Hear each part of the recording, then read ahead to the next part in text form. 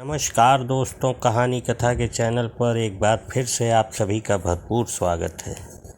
दोस्तों, आज हम अपनी एक नई कहानी के साथ आपकी सेवा में हाजिर हुए हैं, जिसका शीर्षक है मौत की भविष्यवाणी।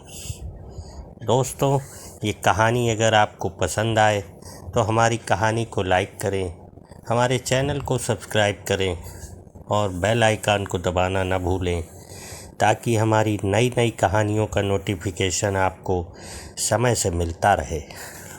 दोस्तों, हम सीधे अपनी कहानी पर आते हैं। दोस्तों, मौत एक ऐसी मंजिल है जहां पहुंचकर सारे गिले शिकवे मिट जाते हैं।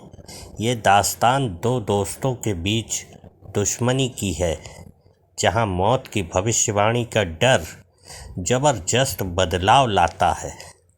जय और वीरू दोनों के बीच बचपन से ही गहरी दोस्ती थी। दोनों की दोस्ती व्यापारिक साझेदारी तक पहुंच चुकी थी। वीरू अक्सर अपने काम में लापरवाही करता था, लेकिन जय उसकी हरकतों को नज़रअंदाज करता रहता था। एक दिन जब पानी सर से ऊपर हो गया तो जय ने वीरू से कहा, यदि तुम्हें व्यापार में लापरवाही करनी है तो हमें अलग हो जाना चाहिए। यह व्यापार केवल मेरा नहीं है, इसलिए यह केवल मेरी जिम्मेदारी नहीं है। वीरू को जय की बात इतनी बुरी लगी कि उसने व्यापार को अलग अलग करने की बात मान ली। बस फिर क्या था, देखते ही देखते दोनों के रास्ते अलग हो गए। जय काफ़ी मेहनती था, इसलिए उसे वीरू से अलग होने का कोई भी खास फर्क नहीं पड़ा। वहीं दूसरी ओर वीरू की जिंदगी बदतर होने लगी। जय के बिना वह व्यापार चलाने में असमर्थ था। बहुत जल्द इसका एहसास वीरू को हो गया। कुछ ही सालों में जय की मेहनत ने असर दिखाना शुरू किया और उसका व्यापार दोगुनी तेजी से बढ़ने लगा, जिसका पता चलते ही वीरू के कलेजे में सांप लौटने लगे। वह मन ही मन ईर्ष्या भाव से जलने लगा।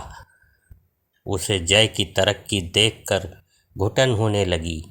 तभी उसने तय किया कि वह अपने दोस्त को जान से मार देगा। वीरू अपने दिल में प्रतिशोध की आग जलाकर जैसे ही जय की कंपनी में पहुंचा तो उसे पता चला कि जय कहीं बाहर गया हुआ है। उसी कंपनी में वीरू की नज़र एक बुजुर्ग मुलाजिम पर पड़ी, जो शुरुआती दौर से ही कंपनी में काम कर रहा था, लेकिन व्यापारिक बंटवारे के दौरान उन्होंने जय के साथ काम करना सही समझा था। वीरू उनके पास पहुंचकर बहुत ही धमकी भरे अंदाज में जय को मारने की बात कहता है। वीरू की बात सुनकर बुजुर्ग कर्मचारी हंसने लगता है। उसे हंसते हुए देखकर वीरू को बहुत ताज्जुब होता है। वह उनके हंसने की वजह पूछता है।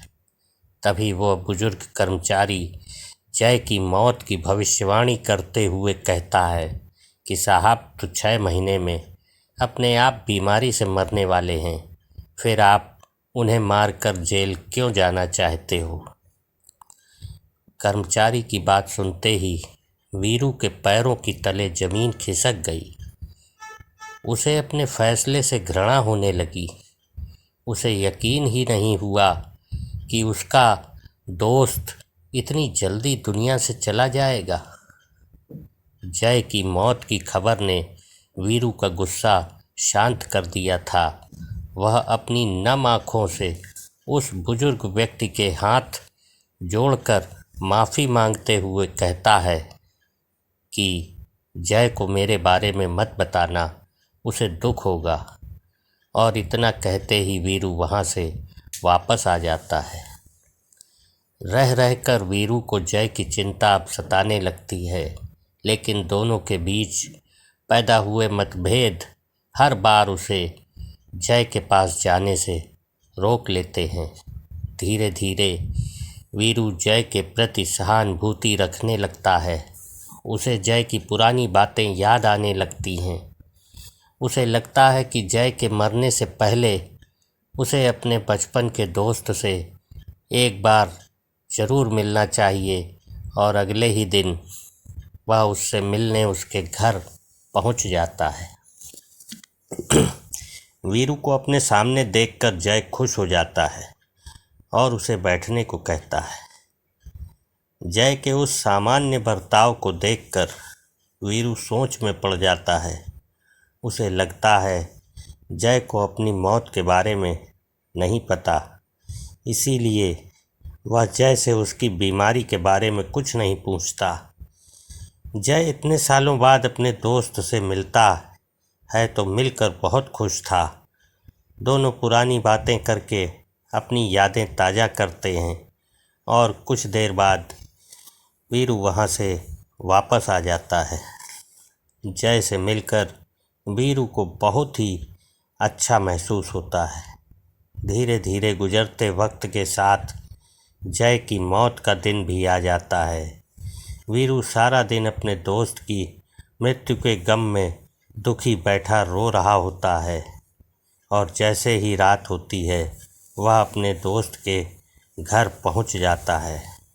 वहां उसे जय मस्ती के मूड में नज़र आता है। वह जय से पूछता है, तुम्हें इतनी गंभीर बीमारी है फिर भी तुम्हें कोई चिंता नहीं। वीरू की बात सुनकर जय ज़ोर ज़ोर से हंसने लगता है और हंसते हुए कहता है, तुम पागल हो जो अच्छे भले व्यक्ति को बीमार कह रहे हो। वीरू अपनी बात साबित करने के लिए जय से उसकी कंपनी में काम कर रहे उसी बुजुर्ग कर्मचारी को बुलाने के लिए कहता है जिसने 6 महीने पहले जय की मौत की भविष्यवाणी की थी। जैसे ही जय को पूरा माजरा पता चला, उसने तुरंत उसी बुजुर्ग कर्मचारी को अपने घर बुलाया। उनके आते ही वीरू उन्हें डांटने लगा, लेकिन बुजुर्ग कर्मचारी जैसे ही जय की मृत्यु की सच्चाई बताता है, वीरू पानी पानी हो जाता है। बुजुर्ग व्यक्ति दोनों के सामने हाथ जोड़कर बड़ी ही विनम्रता से कहता है कि मेरे द्वारा की गई मौत की भविष्यवाणी झूठी थी। दरअसल उस दिन वीरू का गुस्सा देखकर कर्मचारी ने दोनों की दुश्मनी खत्म करने के लिए वो झूठ बोला था, जिसका असर यह हुआ कि दोनों की नफ़रत फिर से दोस्ती में बदल गई और आज दोनों एक साथ खड़े हैं। जय और वीरू बुजुर्ग व्यक्ति की समझदारी की बड़ी तारीफ करते हैं और उन्हें अपने गले से लगा लेते हैं। उस बुजुर्ग व्यक्ति की समझदारी ने दोनों के बीच नफ़रत के जहर को ख़त्म कर दिया था और इसी के साथ मित्रता की ये कहानी भी ख़त्म हो जाती है। दोस्तों, ये कहानी यहीं समाप्त होती है। ये छोटी सी कहानी इस बात की तरफ इशारा करती है कि हमें अपने मित्रों के ऊपर पूर्ण विश्वास रखते हुए छोटे छोटे मतभेदों को कभी भी नहीं दिल में रखना चाहिए, उनको हमेशा सॉल्व कर लेना चाहिए।